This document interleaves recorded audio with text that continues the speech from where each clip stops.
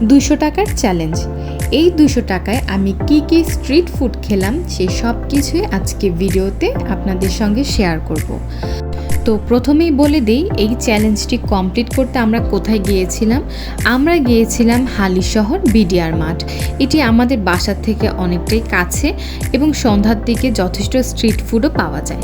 তাই 200 টাকা নিয়ে আমরা চ্যালেঞ্জ শুরু করে দিলাম। স্ট্রিট ফুড বলতে প্রথমেই যেটা আসে সেটা হচ্ছে পানিপুরি কিংবা ফুচকা। তাই আমরা চলে গেলাম একটা পানিপুরি স্টলে। সেই স্টলে ছিল 6 ফ্লেভারের পানি এবং 6টা ফুচকার দাম ছিল 30 টাকা। আমরা 12টা ফুচকা খেয়েছিলাম। এরপর চলে গেছি আমরা শর্মা ট্রাই করতে। শর্মার দাম ছিল 50 টাকা। আমার কাছে 50 টাকা অনুযায়ী শর্মাটা যথেষ্ট বড় মনে হয়েছে এবং খেতেও অনেকটাই টেস্টি ছিল।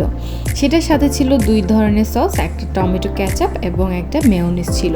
টেস্টও যথেষ্ট ভালোই ছিল। এরপর চলে গেলাম আমরা ঝালমুড়ি খেতে। সেখানে আমরা 20 টাকা ঝালমুড়ি খেয়েছিলাম। ঝালমুড়ির কোয়ান্টিটিও যথেষ্ট ভালোই ছিল এবং টেস্টও অনেক ভালো ছিল। সেখানে অনেকেই ঝালমুড়ি ট্রাই করছিল, তাই আমরাও ভাবলাম স্ট্রিট ফুড হিসেবে আমরা ঝালমুড়িও খেতে পারি। এরপর যেহেতু গরম ছিল তাই আমরা মহব্বতের শরবত ট্রাই করলাম। আমরা ছোট গ্লাসে নিয়েছি, তার দাম ছিল 20 টাকা।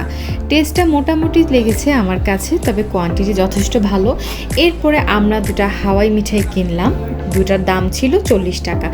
এরপর বাকি টাকা দিয়ে আমরা চকলেট কিনে নিয়ে গেলাম। তো এই ছিল আজকে আমাদের 200 টাকার চ্যালেঞ্জ। আশা করি আপনাদের কাছে ভালো লেগেছে। পরবর্তী চ্যালেঞ্জ এবং ভিডিও দেখার জন্য আমার চ্যানেলটি সাবস্ক্রাইব করে রাখুন। ধন্যবাদ।